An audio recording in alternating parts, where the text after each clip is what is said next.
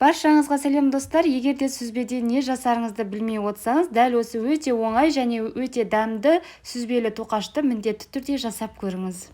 Алдымен бізге керегі сүзбе. Сүзбені блендерден езіп алсаңыз тіпті жақсы. Менде блендер болған жоқ. Жұмыртқа, қант салып, жақсылап араластырамыз. Міндетті түрде жақсылап араластырамыз.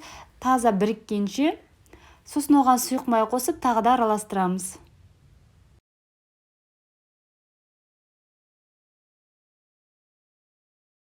Сосын електен өткізілген ұнға қопсытқыш салып, араластырып, 2-3 рет бөліп отырып, қамырымызға салып, қамыр илейміз. Қолға жабысатындай қамыр шығады.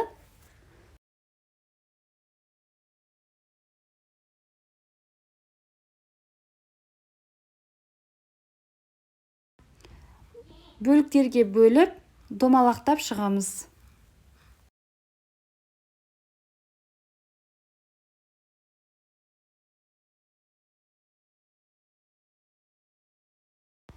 Бетіне барлық жеріне тегізіп, жұмыртқаның сарысын жағып, 180-200 градуста қызарғанша пісіріп аламыз.